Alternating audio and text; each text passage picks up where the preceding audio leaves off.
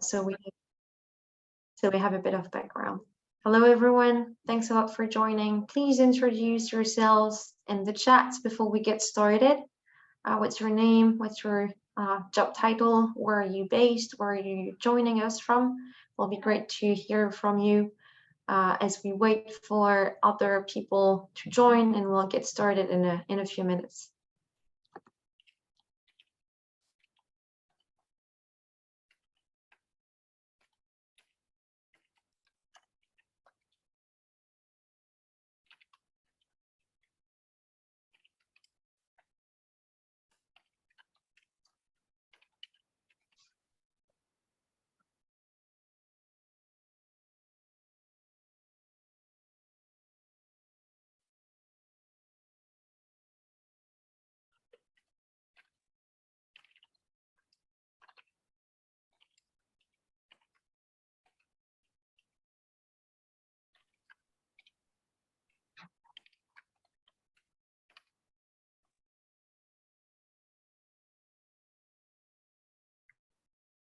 Hi, everyone. Thanks a lot for joining us on the hour for this USWG session and interaction on localizing action in a climate crisis. We're waiting for a few more people to join, so we'll give it a few more minutes as we wait for folks to join in. Please introduce yourselves in the chat. Tell us where you're based, what's your job title, your name, so we have a better overview of the background and diversity of the audience for today's session.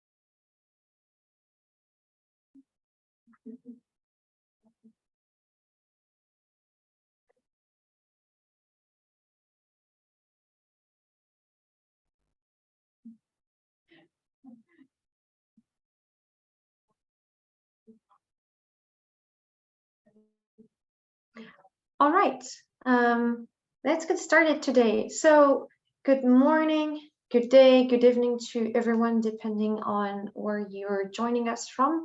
Welcome to the first USWG Interaction webinar of 2023. We are really thrilled today to host a new conversation on a very important topic, localizing action in a climate crisis. So today we will explore the potential for localized program approaches in humanitarian action, obviously with settlements and area-based approaches to address some of the most pressing humanitarian needs caused by climate change. So after a quick intro where we will set the stage into today's topic, we will hear presentations from 3 panelists coming from very diverse backgrounds. And then we'll go into breakout group discussions because we really want to hear from your experience at program level, how you've been able to start addressing some of the consequences of climate change in your area-based or community-based programs. So a few housekeeping rules before we get started. We're expecting quite a large audience today, so just make sure that you stay on mute when you're not talking, and you can react to presentations at any moment in time by posting your question in the chat. And your question will hopefully be answered live by panelists during the Q&A after the presentation, or panelists will be able to type in their answers if we're short on time. For the rest, well, I guess most of you should be familiar with Zoom by now, but if you have any issue, our colleague Julie, who will introduce herself in a minute, will be here to help. So quick introduction about the webinar.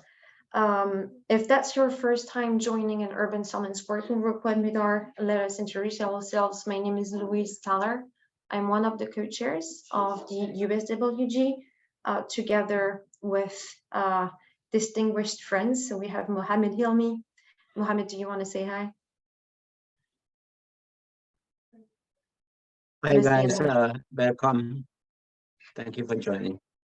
So Hilmi is working with interaction. I'm working with impact initiatives as research manager. We also have our friends from Catholic Relief Services who are not able to join today, Elsa and Seki. We also have Julie. Julie, if you're there. Hi everyone, thanks for joining today.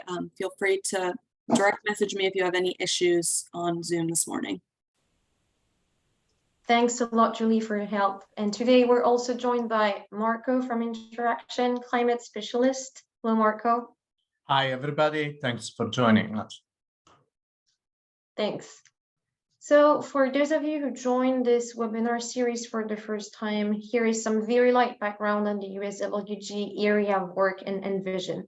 So the USWG stands for Urban Summits Working Group. It's been formed 5 years ago under the auspices of the Global Shelter Cluster as a core group of humanitarian agencies utilizing area-based or settlement-based approaches to run more inclusive and collaborative humanitarian programs at the local level, and in particular in cities. The working group has been documenting what the settlements and area-based approach is in the humanitarian sector since, has been advocating for this to be uptaken within the humanitarian community more broadly, documenting best practices, etc. And we have participants from a very diverse range of stakeholders, and not only international humanitarian actors in shelter and settlements, but also from other sectors, but also from UN agencies, from the donor landscape, from the academia. So we've gone a long way. And this year we want to focus on demonstrating how the settlements approach can be put in practice, drawing from lessons learned, best practices, case studies from the network. And that's exactly why we're here today, to hear from experts in the field how they've been able to put this into practice, to hopefully fit into higher level advocacy messages for the area-based and settlement-based approaches to get more consideration in our sector. But what is the settlements approach? You might even ask if it's your first time joining.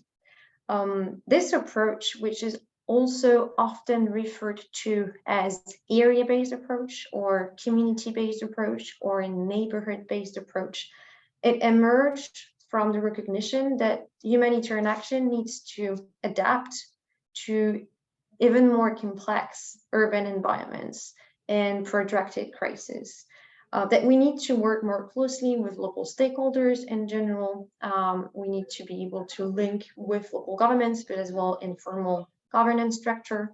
We need to address intertwined needs across very many sectors. We need to bridge the emergency development divide and support often very heterogeneous and diverse population groups who live in the same deprived areas.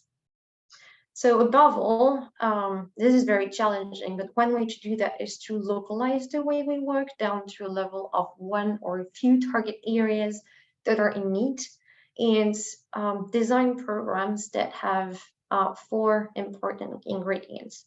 The first is the first condition, working at the level of a precise target area. 2, working with all of the local stakeholders that are present in this area, involving them at every stage of program design and implementation, then working across sectors, and finally considering the entire population living in that area. So these are overall the 4 ingredients of what we as USWG refer to as the settlements approach. but you might have been involved in programs that were not necessarily labeled as someone's approach. That really doesn't matter. We're really interested to hear your experience in putting these quite challenging concepts into practice. So this is the reason why we're here today, understanding how this approach can help address some of the challenges caused by climate change in areas already affected by humanitarian crisis. So I'll pass the floor really quickly to Marco from Interaction, and then we'll hear from our panelists. So thank you, Louise. Hi, everybody. I'm Marco Menestrina. I'm working with Interactions.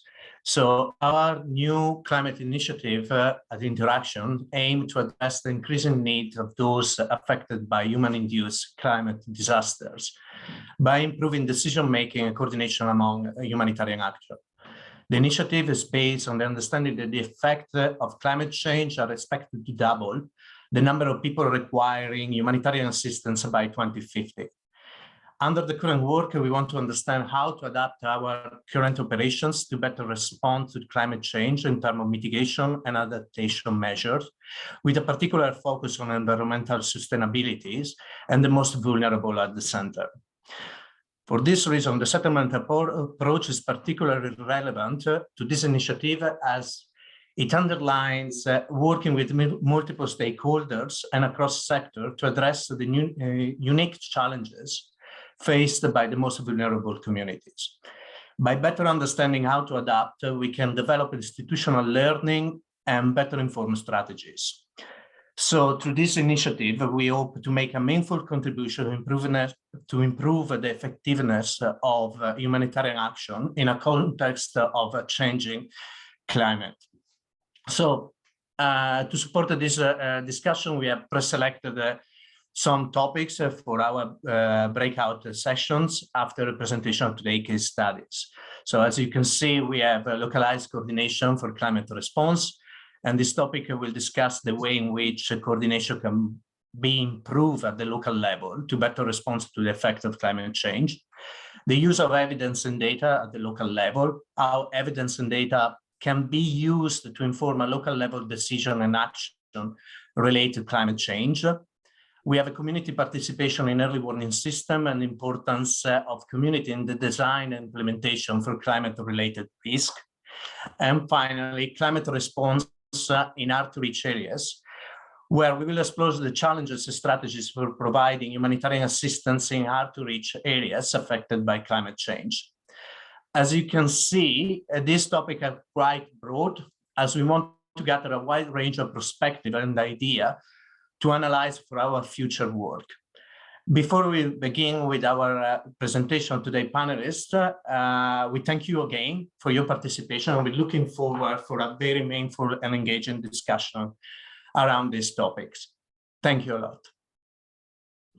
Thanks a lot, Marco, and thanks also for your support in organizing this webinar. We don't usually plan for enough time to actually have these type of breakout group discussions after the presentation, so we're really excited to have a bit of a longer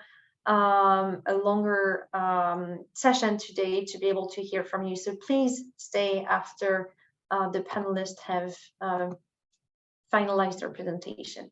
So today we will welcome Fenella Anderson-Owat, Balaji Rajkumar, and Rubal Chaudhry. They will tell us about recent initiatives and programs that have applied some of the core principles of area and science-based approaches, and to address with the objective of addressing some of the consequences of climate change. In Cox's Bazar, as far as Fenella is concerned, and Herat, Afghanistan, regarding Balaji, and across Syria with Rupal. So I will now welcome Fenella, our first panelist of today, for her presentation. Fenella, you can start sharing your screen. Thank you so much, Louise, and hi to everyone. Let me just quickly share my screen. Is the screen visible? Yes. Great. So thanks, everyone, and thanks for having me today. Today, just to clarify, I'm going to be giving an example of the role of coordination for climate action in a refugee response, looking at the case study of Cox's Bazar, Bangladesh. Just to clarify, this is a position I held recently as the Energy and Environment Technical Working Group Coordinator, but I'm not actually currently there, but it is something that I believe coordination is super important right now in terms of climate action. So it's a great opportunity to share with everyone. So to give a very quick bit of background, here we go. To give a very quick bit of background for those who are not aware of the Cox's Bazar refugee response. Basically, Cox's Bazar, Bangladesh is home to the largest refugee camp in the world, and there's over 900,000 Rohingya refugees living there. The camps were established, 34 camps were established in August 2017 in Ukiah and Teknaf districts.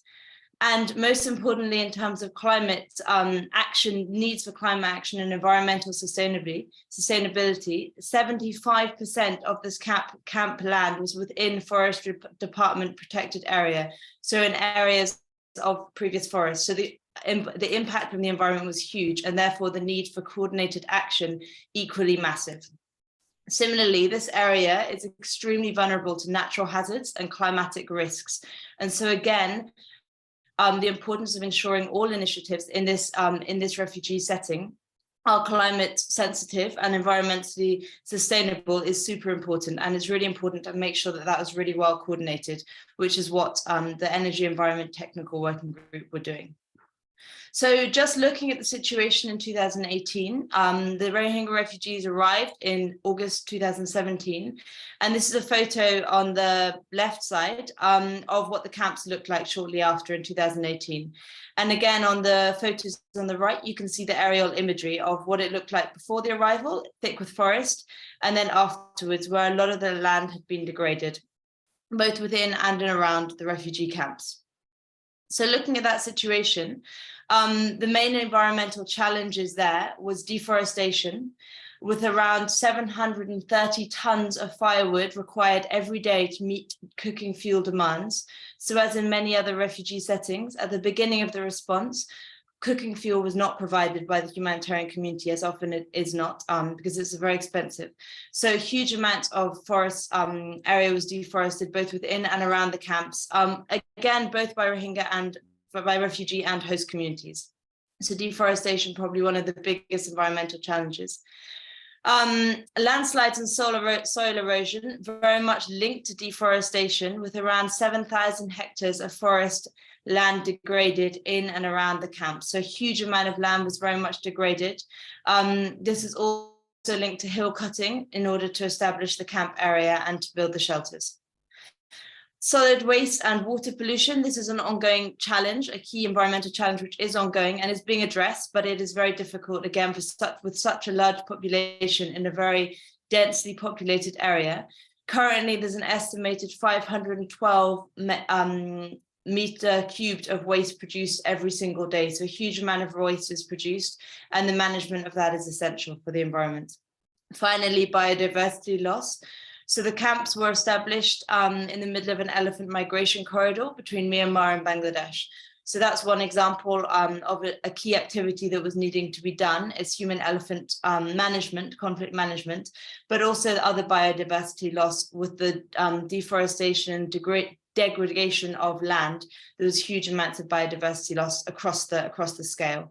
In 2018, an environmental impact assessment was conducted between 2017 and 2018, and it mainly looked at sort of the physical impacts of the refugees, the refugee crisis, as well as the ecosystem impacts. So that was where a lot of this information came from. And then ongoing more assessments have been conducted and smaller assessments as activities are implemented. So my main role there was in terms of coordinating different activities. And this is what I really want to talk about today, and the importance of how important it is to coordinate the different activities and to coordinate climate action. So in response, in 2018, in response to pressures of the social ecological system and natural resources, the Energy and Environment Technical Working Group was formed. So this was a working group very much with the mandate of coordinating different actors, advocating for more work to be done on environmental and energy initiatives, and make sure there's not overlap when these initiatives are implemented.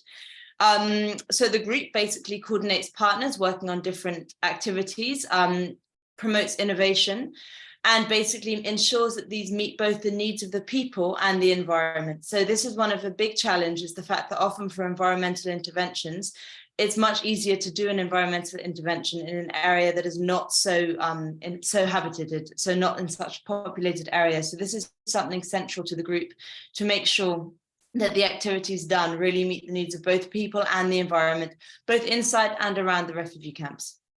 It's a cross-cutting, multi-sectoral, action-oriented group.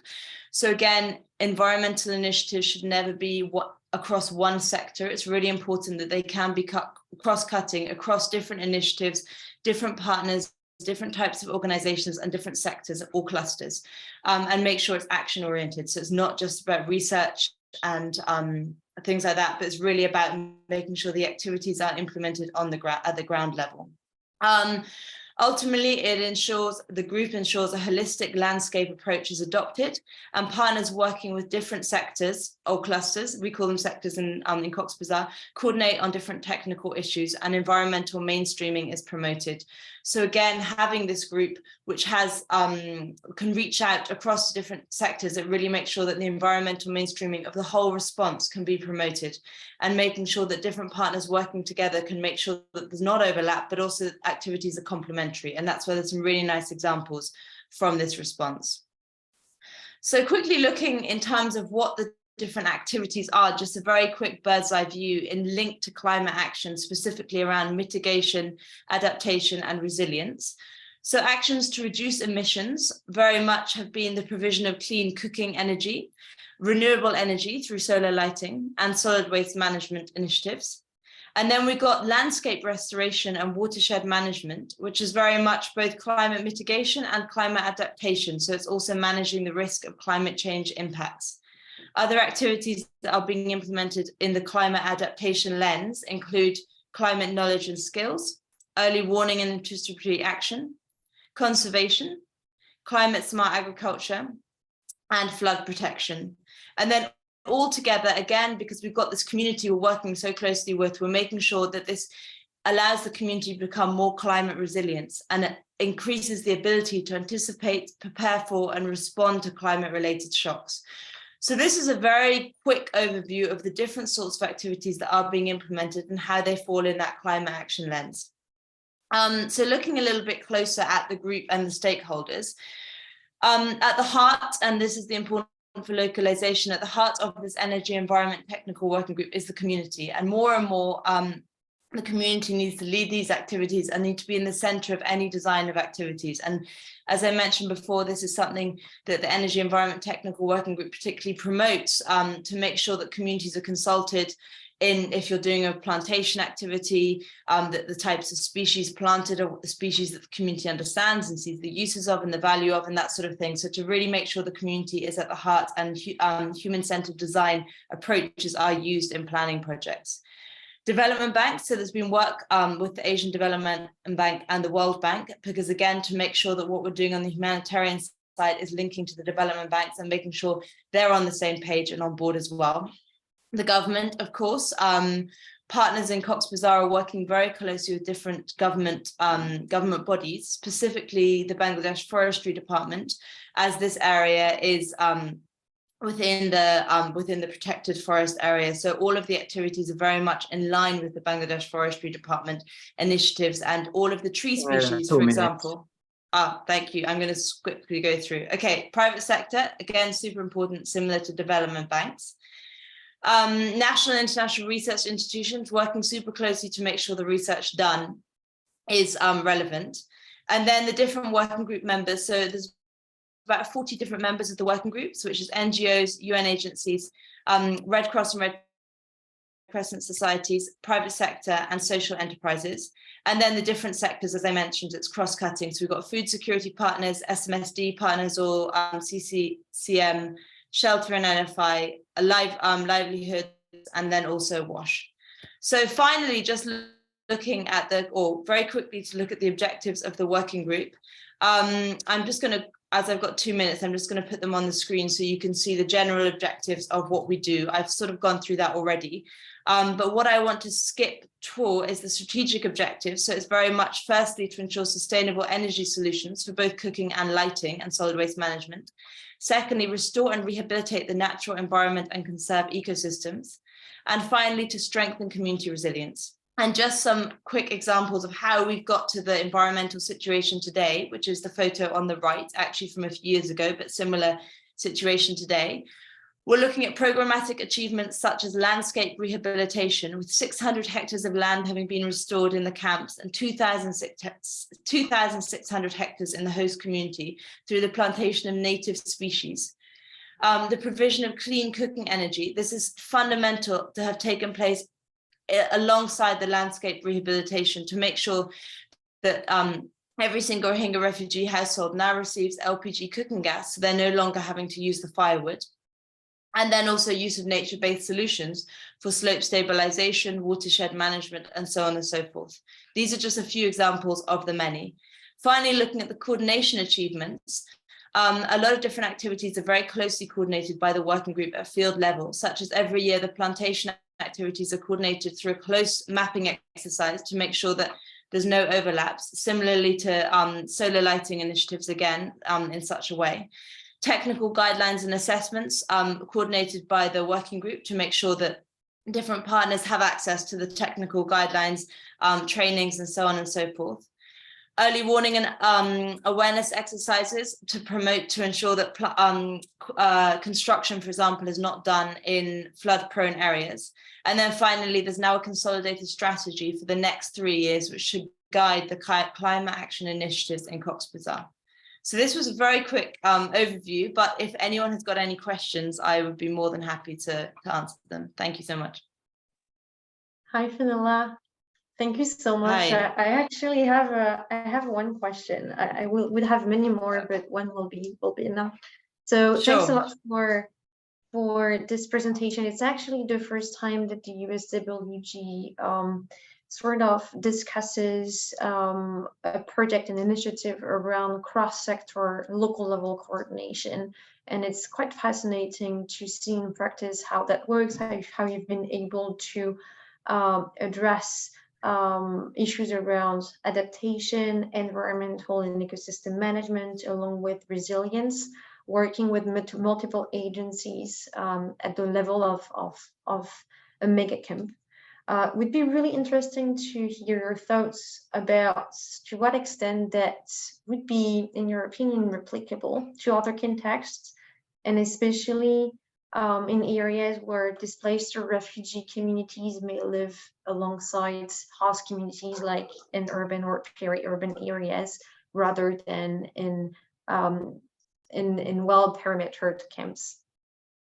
Sure, thanks so much, Louise. So I think it's super applicable. I think the most important thing is to establish a group such as this as early on as possible.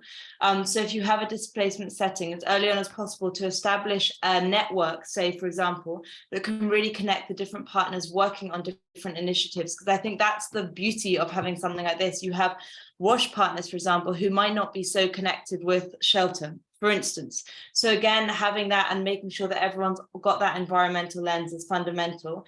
And then the other element that I think is, I didn't mention so much in the presentation that I think needs to happen more and more, and again, how this can be replicated is looking at the assessments, so looking at the environmental assessments, specifically in areas, as you say, where you have two communities living closely together. And if you've got a newly arrived community, making sure that there's regular environmental impact assessments. There's lots of tools for this that are used in Cox's Bazar context, such as the NEAT Plus tool, to really make sure that these are done regularly. And again, having this consolidated body that can help share the evidence sharing, learnings between different partners across different sectors and things like that. So I think that's super important, and it's definitely something that can and should be replicated in different contexts. Thanks a lot, Fenella. Feel free, everyone, to ask more questions to Fenella in the chat. Hopefully we can address this in the Q&A, but she can also answer live. And thanks for mentioning the importance of regular assessments. We will have an opportunity to hear more about this topic with RuPaul's presentation at the end of the panel discussion. But in the meantime, let me welcome Balaji Rajkumar from UN Habitat Afghanistan. So Balaj joins us as urban planner for UN Habitat in Afghanistan. He's been working there for 3 years, and his project focused on providing durable solutions for IDPs while enabling transition from emergency assistance to longer-term development objectives, taking ecological constraints and realities into account. Thanks a lot for the screen sharing, Balaji. The floor is yours. Yeah, thank you so much, Luis, and congratulations to Fenella on a wonderful presentation. It was really interesting to see the work done.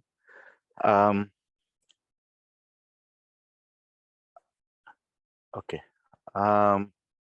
so I'm actually right now based in Kabul. If you're familiar with whatever happened in the August events a couple of years ago, about a year ago, a lot of developmental activities completely stopped in Afghanistan. There was no interest in providing any funding for development activities because everybody was basically focusing on emergency assistance. And in a lot of these conversations, climate action, climate change, all of that kind of gets a very low priority. And it was important for us to keep the priorities in check and to see if we can involve that angle to address any project or anything, wherever we could include the concept. We try to do that as well. So the one project that we are discussing today, or I'm trying to show here, is actually in Herat. We were focusing on many IDP locations all around Afghanistan, but mostly prioritizing in Kabul and Herat, which are the Kabul being the capital and the most populous city, and Herat being the second one, obviously has the influx of IDPs and returnees load. Just to give you some context, Herat is one of the closest cities towards Iran in the western side of Afghanistan. It's actually a beautiful city. The old city is very well planned. It has like grid structure, and it's very walkable. It's completely different to Kabul or Jalalabad or other cities which feel a lot more congested. But even if the city is nice, usually the IDPs are sort of pushed towards the fringes of the cities because obviously the space is very expensive, and they sort of settle down wherever there is the space available, and start building their settlements using local materials, which is mostly mud. These are some of the 3 locations that we focused on using this project. The project actually started by addressing housing and land property rights, HLP rights. It was funded by AHF and OCHA. We try to, so it was mainly to address the issues that people are facing in these IDP locations, because technically they don't have any ownership of the land. So it starts actually with the housing and land rights. This particular site that we are looking today is known as Kartamaivan, which is a small neighborhood all the way up to the northern western part of Herat, almost on the outside boundaries. And it's quite close to this large sort of this salvage yard, which is just comprising of like these abandoned shipping containers and cars and anything that can be has a sort of like a resale value, which is actually a very big economy here in Afghanistan. If you would just zoom into the site here, it is also located precariously in terms of being prone to natural hazards, because as you can see, there's a whole mountain range here, and there is a lot of runoff during rainfall through the neighborhood. and it runs off, as you can see, it basically runs off through here, and there is a lot of runoff. And with increasing climate change and the rainfall being varying all the time, they are facing more and more sort of erosion within their settlement.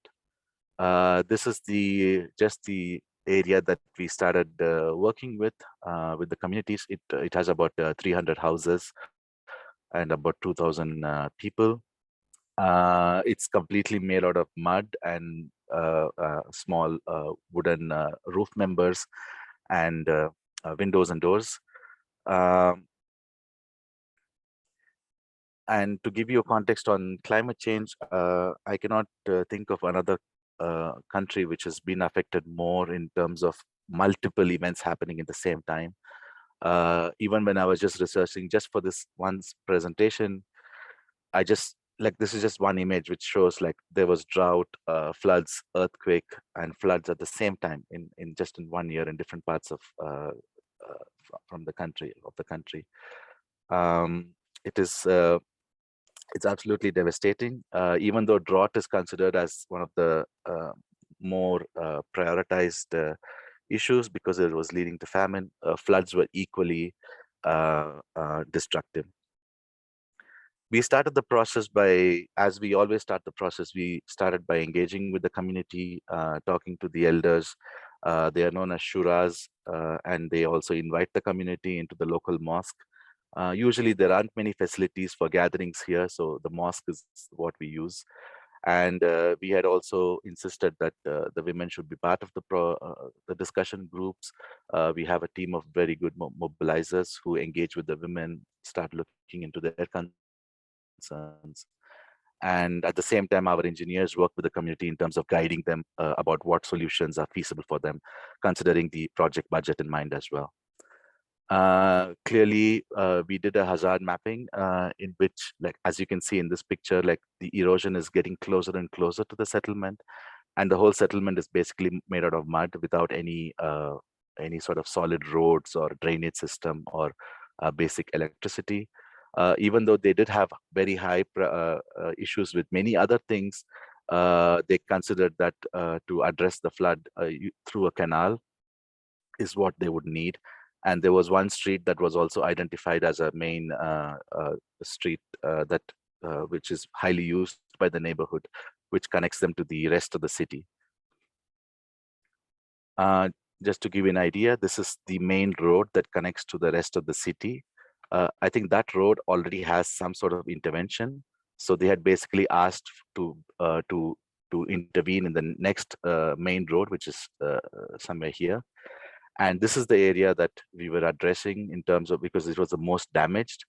As you can see, the water would run off through here and start eroding these soil, and it will connect to the larger runoff system that you can see here.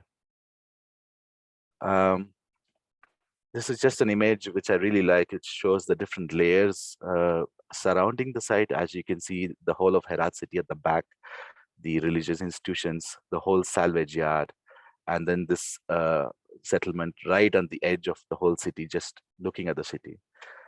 This was our project under construction. And this was a very short project. We only started sometime in March last year. So from between May to November, we were able to see quite a bit of change. As you can see, the one on the left is how it was, and this is how it was finished. This is again from another angle, the left, how it was. And now the canal basically directs all the extra additional rainwater and matches the volume of the rainwater. This is the one of the street, how it used to be and how it is right now. None of this would have been possible without our ground team. We have a wonderful team of engineers here. I'm very thankful to them. They worked through the takeover and all the difficult times that we're going through here. I just want to end by saying, like, I think the most difficult decision we had to make was our budget was very low. And, you know, when you are going into a situation like this and when you just have like that much amount, it's very important to take a decision on what do we prioritize, what do we give them, because they need so much. And the only way to answer that question is to basically just have a conversation with the community and make them choose. And most of the time, they actually choose the right approach. A lot of times they don't know about climate change and they don't want to address it. But if they are living in it, it is obviously the most priority for them. And even before you start having those conversations with them or trying to educate them, they will actually be telling you more and they will actually ask for it. And that is how our experience was in this particular project. Thank you very much. I'm happy to answer any questions. Thanks, Balaji. Thanks a lot for this presentation. I think it's very complementary with the one that Vanilla gave right before, where she walked us through an experience around coordination across sectors and across a very large and densely populated mega camp. And you were showing us how that type of community-based climate resilience building program works at a lower community scale. And it really, in my opinion, illustrates how no matter how large or how small, any community requires a very detailed, dedicated engagement and investment across sectors. And it's quite striking that even if you work at a very small scale, you're really going to be facing, always going to be facing budget limitation, and you can only do what the budget allows you. So perhaps the question is, if you had been in a situation where budget had been perhaps a bit more permissive, which would have been the second priority interventions? What else would you have liked to support the community with? Thank you. So if I can just move away from addressing the larger climate aspects, the immediate priorities for the community would be basic services, water supply, access roads, electricity and basic lighting. And most of the houses, even though they are made out of mud, they would be in very poor condition. So usually they would ask for repair or addition of rooms, like shelter support. And if there is any possibility at all, if there is any existing public transport system, I would have looked at giving them some sort of a connection to the public transport system, because a lot of times, even if they are earning little bit, if they have to go into this because of their location, because they are located so far away from the work areas, just for them to take a local vehicle to go into the city to work actually takes up most of their earning. So some sort of like I don't think they can rely on the government for providing these services of the city because of the situation here. A lot of times the people come together and or if they have some donor from local, some sort of like a slightly richer family who wants to help out, they organize using that, and that would something I would have recommended. Thanks a lot. And you also said that in some cases, community members were not very aware of the topic of climate change, the concept, and they perhaps would want to prioritize other type of interventions. I know that UN Habitat has a wealth of tools. Did you use any of these tools to sensitize community members about the concrete risks posed by floods and other climate change related threats? And which would you recommend to folks online if they were to adopt a similar community-based hazard mapping approach? Yes, absolutely. Like there was one slide which I showed the different stages in which we had the engagement with them. There are a lot of tools. I mean, anybody can find them on the website, but the ones that we usually use are the settlement profiling tool, which was recently done through Habitat and UNHCR. It's a very simple and a comprehensive guideline into how to approach settlement, engaging with the settlement. Yes, a lot of times, like when you just go and talk to the communities, I mean, usually their first requirement is basic services. They would need water supply. They don't want to carry water from so many kilometers away. They usually ask for a water point, not even in their own house, but maybe in a common area where at least 6 or 10 houses can go and fetch water from there. So if we go and talk to them and start a conversation about environment and how the climate is changing, it will not be in their priority if we use those terminology. But if we are, once we walk around and we see these damages, and then if we link these damages to a larger global perspective, then they understand that, oh, okay, these are not just like local events. It's not just a rain. It actually is coming from somewhere else, but we still need to address it. And they kind of align with the idea, the way in which you present. First, we have to listen to them, understand the projects, and then we bring in these ideas into them. That's why I said, if the people are like actually having these issues in their neighborhood, they actually sometimes tell us what is wrong because of the climate change, because they see the seasons change every year, and they know that this is what is going on. Thanks. Thanks, Balaji. You highlighted something really important, is the use of and understanding the process behind the shock, right? And making sure that this knowledge is made available to communities so they can take this into account in decisions that they make on community-based resource allocation. And this is, I suppose, something that Rupal Chaudhry from Reach Syria will tell us a little bit more about. Rupal is our third panelist. She's working with Reach and the Syria response as an assessment specialist on resilience and early recovery. And she's led on several area-based research projects across Northeast and Northwest Syria.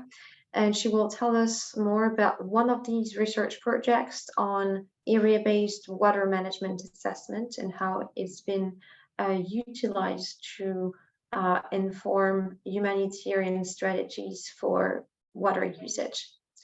Rupal, the floor is yours. Thanks very much, Lou, and also thanks very much, Kanala and Balaji. They were really, really interesting presentations. Just let me share my screen and okay, perfect. Okay, so hi everyone, I'm Rupal. I'm very happy to have the opportunity to share with you all today how Reach is using area-based research to support drought response in Syria. For those who are not familiar with our work, Reach is an applied research initiative which guides humanitarian planning and operations based on evidence. Our work directly feeds into aid response and decision-making by providing accessible data and in-depth analysis from contexts of crisis, disaster, and displacement.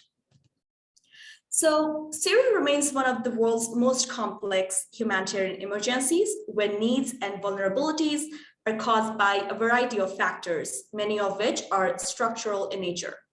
The main driver of needs is no longer conflict, but worsening economic crisis, lack of livelihoods, access to basic services, infrastructure, and recovery opportunities.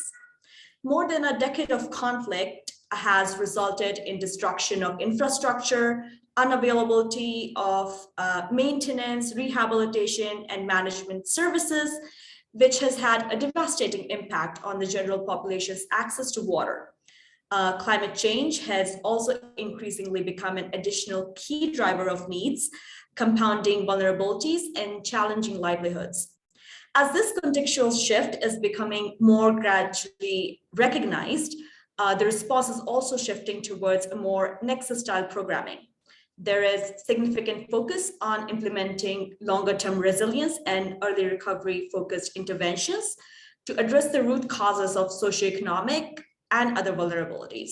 As such, new information gaps are emerging to inform not only needs analysis at more localized level, but to better understand existing capacities of local stakeholders, link research with identification of concrete opportunities for support, and more meaningfully engage local communities in response planning and prioritization.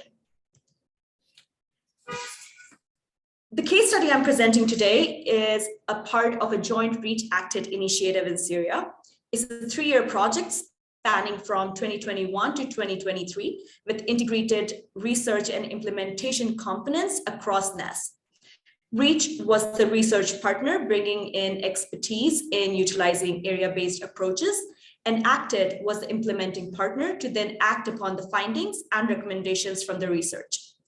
In 2021, REACH conducted the multi-sectoral assessments utilizing the settlements and area-based approach in 3 locations with a specific focus on supporting improved community resilience, looking at the intersection of social, economic, political, and environmental factors, and was rooted in development of strong integrated programming that more holistically met the community's mid, short, and longer-term needs. The research then directly connected the findings to a process for planning and implementing interventions.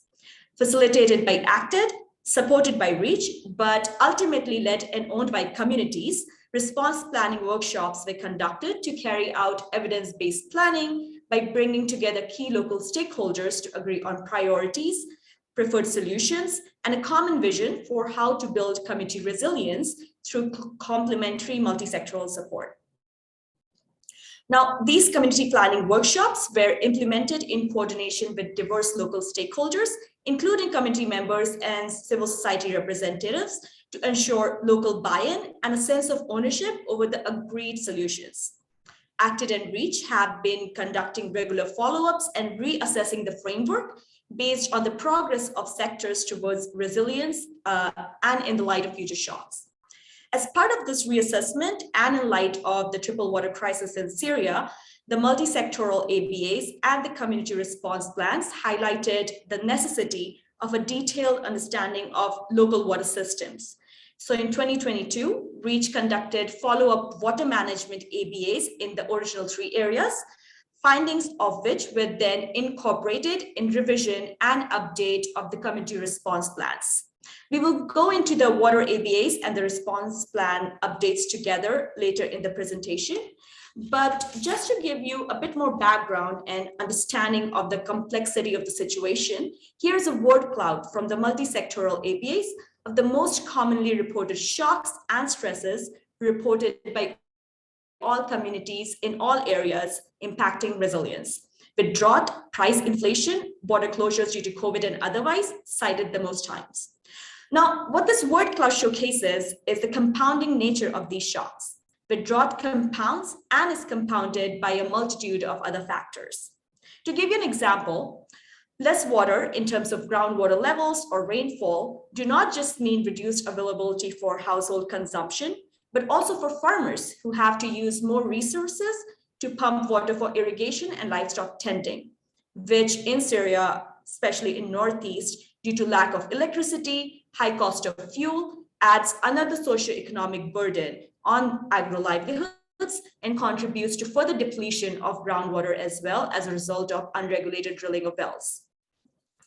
Now, studies have shown that rainfall in Syria has been falling over the past century, linked to anthropogenic climate change. Past droughts have been made more likely and more severe by this drying trend. Water volume in the Euphrates, the longest river in Western Asia, is predicted to severely reduce this century. And as evidenced by the ABAs, general population is heavily reliant on groundwater with lack of adequate resource management, leading to over-extraction of groundwater. To quickly recap all the coinciding climate change related factors, we see that low rainfall levels are leading to a higher demand for irrigation water, meaning higher extraction and lower recharge of water resources.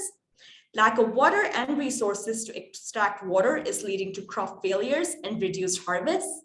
And reduced Euphrates water levels are leading to reduced functionality of water stations along the river, meaning that households are relying more on unsafe sources of water for domestic purposes, like unmonitored and expensive water trucking.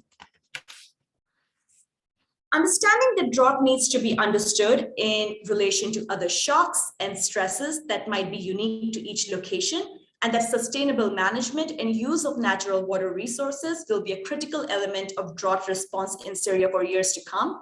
Response programs need to be tailored and effective, requiring an area level understanding. So incorporating the principles of the settlements and area-based approach, the water ABAs were geographically focused as they centralized locally defined community boundaries and local service area boundaries to assess the unique operating service conditions in each area. The research also highlighted how community boundaries overlapped with water-related service areas in practice and as perceived by local stakeholders and communities. Now, while being a water-focused ABA, the research was not limited to WASH, but instead explored interconnections of shared water infrastructure and services with other sectors like agricultural livelihoods, health, etc., highlighting that this is a thematic piece of research and not sectoral research. It also engaged local service providers, key decision makers, not just to understand their local capacities and structures, but to understand how different stakeholders can work together to scale up interventions. This also links to the inclusivity of the research. The response planning was community-driven. 2 minutes, please. Okay. That interventions are based on local priorities and the needs of different groups within all of the population. But local actors were also deeply involved to ensure that recommendations result in interventions that effectively support the local structures and promote increased self-sufficiency and involvement of affected populations.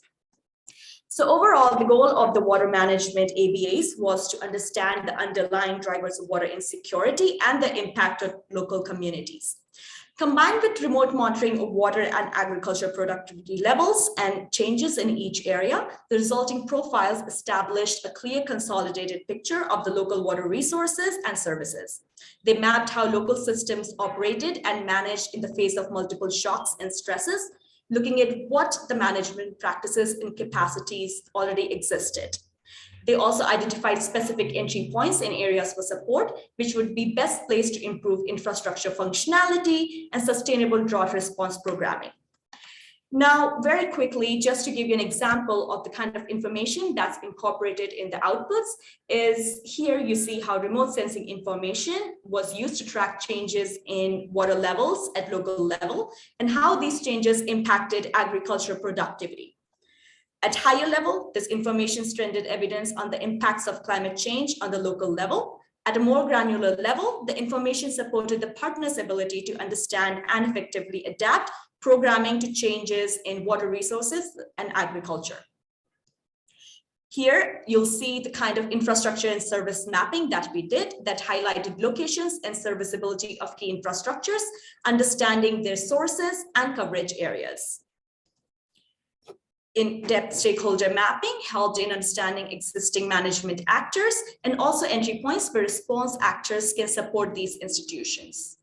And because we're kind of running out of time, very quickly going through the variations in water usage by agro-livelihood actors and water management practices by local actors, which was crucial in highlighting the capacities and appetite of local populations and stakeholders for sustainable management practices. Now, measuring resilience can take multiple approaches, focusing on all or a combination of levels. So the water ABAs and the 2021 sectoral ABAs explored components of resilience on individual, institutional, and system level. Triangulating the data from both assessments resulted in a resilience-focused indicator pool that collated information across the three main levels and explored overall resilience of the water systems and community members in each area as it related to water access. And this is basically how the findings and suggestions that were incorporated by us in the water ABA profiles were used by our implementing partners. So basically you'll see the suggestions made here by KIs and how they were directly incorporated into the community response plans. Now, community response plans provided a much better roadmap to see the suggestions, how they could be taken and actually implemented. So who would be implementing them, where would they be implemented, and basically presenting and putting together with the help of communities way forward, a common vision in terms of how response partners and actors can take our research and turn it into something operational and applicable on the field. And with that, here's the presentation. We have the resources for some of the ABAs published online, but for the water management profiles and the committee responses, if people are interested, they can reach out bilaterally and we can make them available. Thank you. Thanks, Rupal. Thanks a lot. It's quite impressive how Breach Theory has been able to impact the somewhat complex issue around water usage, going beyond what we usually see in analysis around water availability and access, and taking into account concepts around water usage, resilience, perhaps conflicts of use. This is really interesting and clear that that can be used to inform concrete changes on the ground. You also put emphasis on the fact that you engage with community members so they can formulate their own solutions based on the research on the water area-based assessments. Can you tell us a bit more around how you manage to downscale the wealth of data that you get from this research to communities and make sure that they can take ownership of this data? Sure, a really good question. So basically, in both the research and community planning stages, inclusive and participatory approaches allowed for the representation of many different voices from the community, understanding that there is no single community voice that represents all. So including local governance actors and technical departments, along with community members from different population groups, ensured that what the community response plans had was an actionable and feasible points that could be operationalized and that was shared as a priority among all community groups.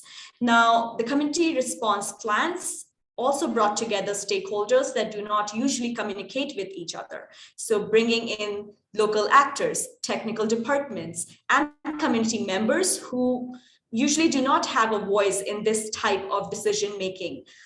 So bringing in perspectives of marginalized populations, women, populations based on different displacement groups. So bringing them really together in the same room to discuss and agree upon to the priority, the key needs in each of these areas. So basically the participatory planning is really just as much about the process as it is about the outcome as well. In fact, the process can further work to strengthen outcomes by encouraging participation of community actors and also bringing together people in ways that they do not come together or have an opportunity to discuss ultimately the things that are going to affect their own communities.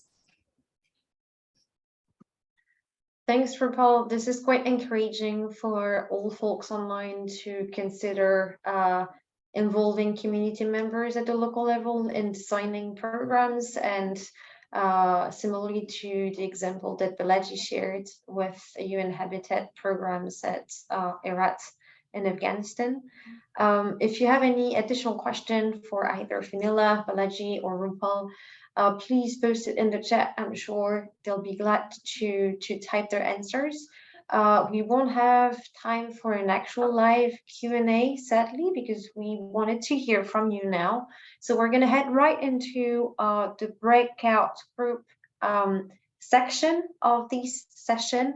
And I'll give the floor to Marco, who will reintroduce each of the breakout group 4 topics, so you can pick whichever you feel more comfortable with. See you in a minute. Thank you so much, Luis, and thanks to the colleagues for their presentations. It was very instructive. So as I mentioned at the beginning, we are now going to move to a session where we want to collect your expertise and experience on the field. We have identified 4 topics we would like to hear from you. One is a localized coordination for climate response that will be facilitated by ILME. And the topic, as I said at the beginning, we'll discuss the way in which the coordinations can be improved at the local level to tackle even the aspect of climate change and environment. Then we will have the colleagues from the impact. Stephanie, to talk about, to facilitate about a discussion regarding the use of evidence of data at the local level. I will facilitate the session on community participation on early warning systems and their importance and how we can tailor them to be more responsive and to be better prepared for climate risk. And finally, we have the last topic so we'd like to explore is the climate response in hard-to-reach areas. Will be facilitated by colleague Rose, a colleague from Interactions. She has an expertise on forced displacement, but she's also interested to learn more about the new definition, new concept related to climate displaced population. But please use this opportunity to give us more information on what you are doing on the field, what are your challenges and gaps, maybe. So you will be now going to select which breakout room you want to select, and then we can meet there. Thank you so much. Thanks, everyone. So I am going to open the breakout groups now. You can select which you would like to join.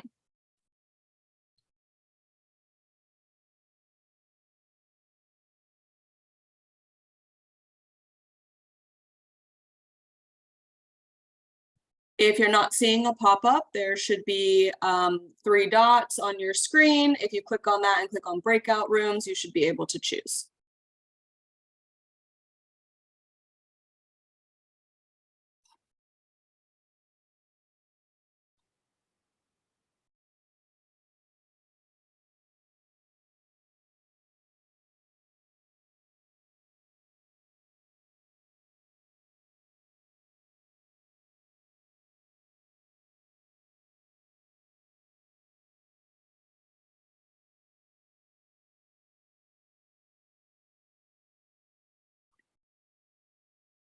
It looks like most people are moving. If you haven't chosen a room yet, please go ahead and do that. Sorry, again, what? Please choose a breakout room. If you did not get a pop-up, there should be 3 dots that say more on your Zoom dashboard. And if you click on that and then click on breakout rooms, you should be able to select. Julie, any chance you can manually assign folks who have issues navigating the pop-up window or panel to the group that they would like to join? There's quite a few people that haven't joined anything yet, like 30. So I can assign, but it's not necessarily going to be what they wanted because I don't. If anyone wants to join a specific breakout, let us know because we can manually assign you. Otherwise, if we don't hear from you, we're going to randomly assign you to a breakout, and we hope it's going to be the one you like. Please just post that in the chat if you have a preference.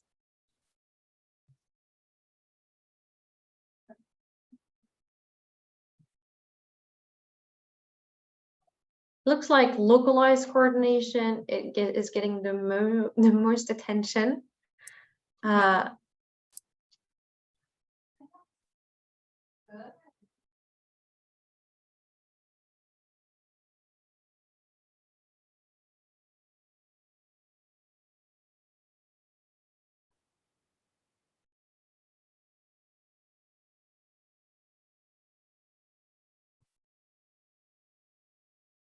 Julie, I'm going to join one of the breakouts. So when I leave, my screen will stop sharing. That's fine.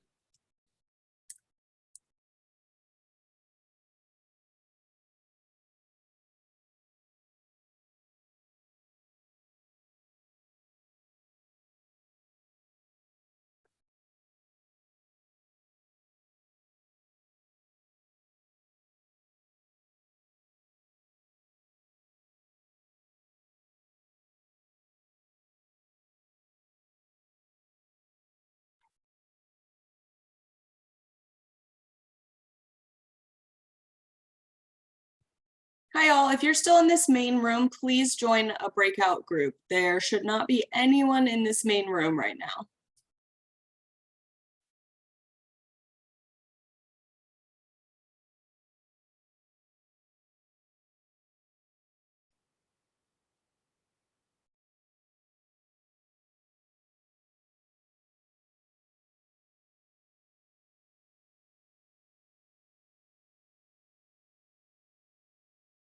Please go ahead and join the breakout groups that you have been assigned.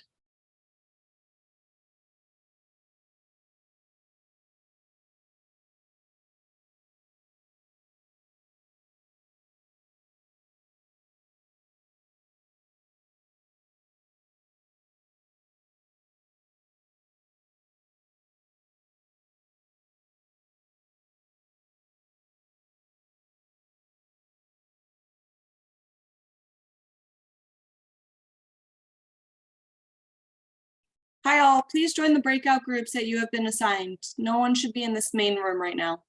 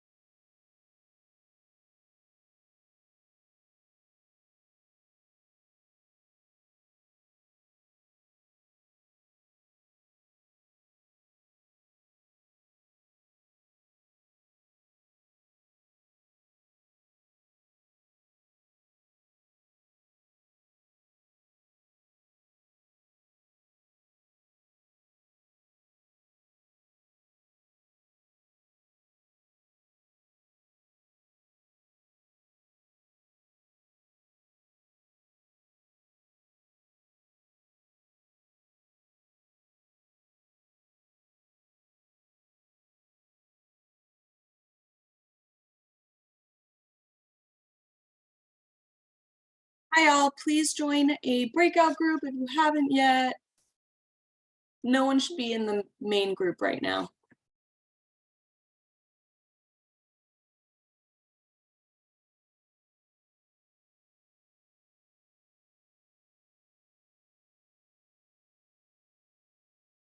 One side of Hispaniola looks like versus the other side of Hispaniola looks like, right? So that's what I've seen. But on the coordination side, to the extent possible, to the extent that the public sector, the government sector has legitimacy, I think in many ways they can be the convener in chief, but they don't necessarily need to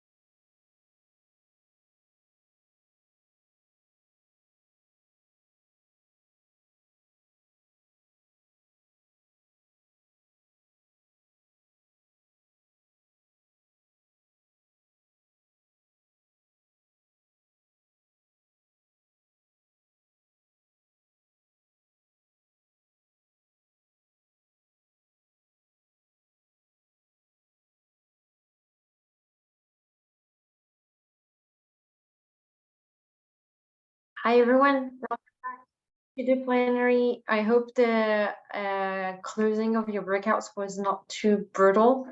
Quite brutal, I can see Marco noting. So Marco, do you want to walk us through the main outcomes of your discussion that you were facilitating?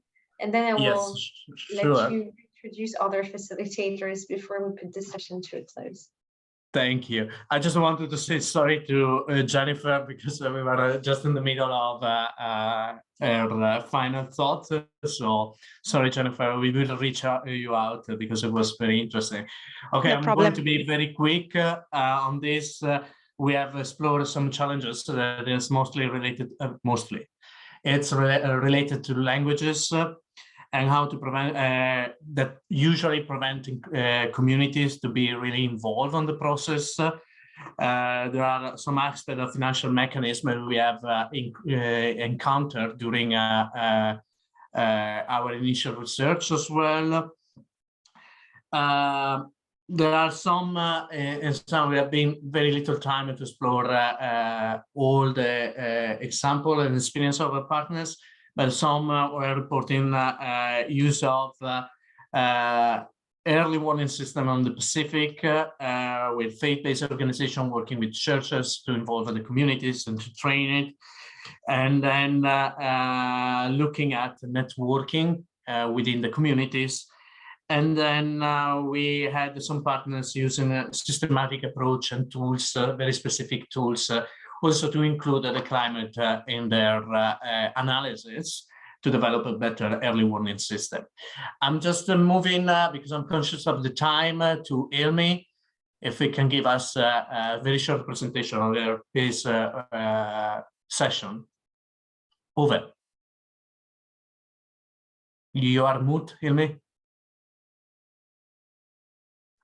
Yeah, when it was getting a really hot discussion, it got cut off. But yeah, we ask with the question of examples similar to Cox's Bazar. I know Rick mentioned about his experience from US, where Environmental Protection Agency provide support to response like oil spills and other things, which was very useful. You have somebody who you can reach out in terms of support. So that is a good example. And he also mentioned about some examples from South Sudan in terms of protection of women, collecting firewood and other things by providing.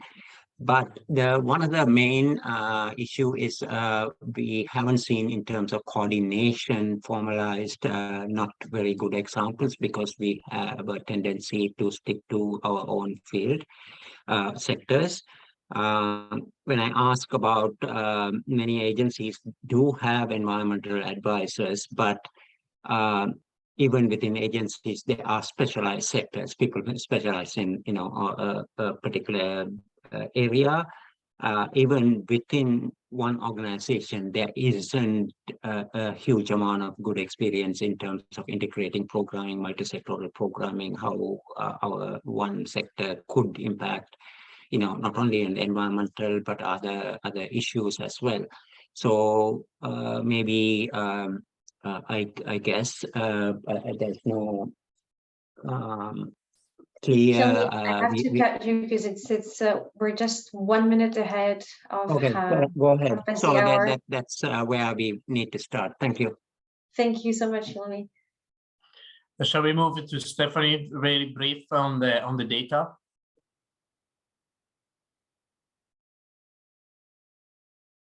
Okay. All right. Sorry. Yeah. There we go. All right. So some examples that were brought up of how data has been used, really centering around the pairing of kind of top-down data versus bottom-up data, if we can call it that.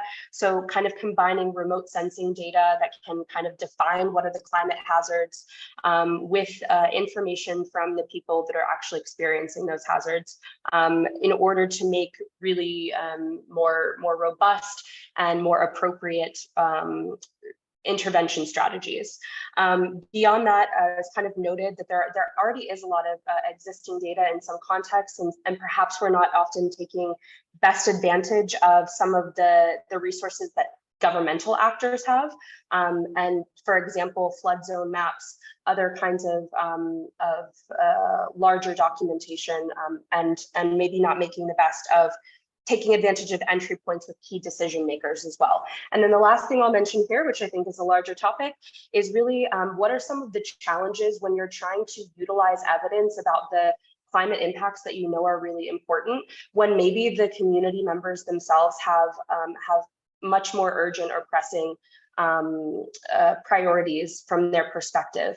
And so how can you kind of try and bring the local community in and use evidence when maybe there's a mismatch there. And some of the tips that Andrew gave were kind of, it's a matter of good facilitation. It's also a matter of kind of bringing it back to what do people care about? These are the people that are experiencing these crises, and often they are passionate and they do want to see solutions to these issues. And then lastly, it always helps if you have budget to be able to implement the actual interventions and kind of follow up on the research with concrete activities. I'll leave it there. Thank you very much. Wonderful. We can finish with Rosa on the hard to reach areas. Sure. Quick. So, yeah, very quickly. We discussed quite a few different topics, and including something that came up in the panel, which is the importance of coordination and having a multi-sectoral approach really from the beginning, the importance of setting up shelter focal points to be able to share information on improved building techniques in Vanuatu after Cyclone Pam. This example came up. Growing the knowledge of adaptation in hard to reach areas and balancing that with meeting immediate needs, and being able to communicate around these issues and why they're important.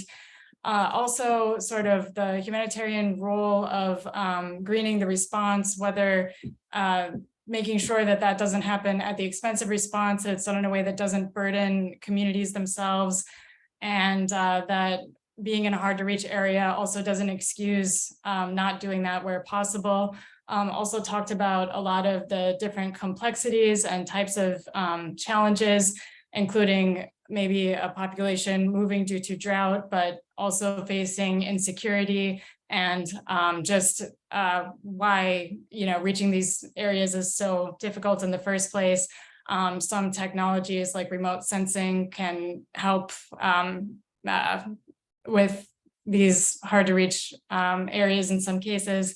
And also finished up on a note of just this conversation around loss and damage, that these issues are really a matter of climate justice. And so messaging toward the community is important to increase knowledge and things like that, but also looking back out toward the broader conversation on loss and damage and responsibility and that sort of thing. Thank you. So we will continue to analyze this information and data we have collected, and we may reach out to anyone who has interest. Please also use the chat if you haven't had the opportunity to present your experience, and we will try to analyze everything, and then let's see. Luis. Thanks a million, guys, for staying beyond the hour. Thanks a million for joining. We're really happy that we were able to host such a conversation on such a difficult topic. This is the first of more, we hope, because we really opened a lot of doors on topics to explore further, to clarify around the application of area-based approaches for climate responses that includes more than just climate, but also environmental management, ecosystem restoration, community engagement, resilience, and adaptation. A lot to learn for sure. Thanks a lot for participating in the breakouts. What you shared with us will be very useful to feed into advocacy messages. And if you're interested in contributing further, we're always eager to get more forces to join the USWG steering group. To help us define and fine-tune advocacy messages to take this one step further, broaden the community, clarify the practice, and hopefully make it more of a standard approach in the humanitarian sector. So please don't hesitate to contact us if you're interested in contributing further to the Urban Settlements Working Group Steering Committee. We'll see you next time in about 3 months for the next USWG webinar. Thank you so much.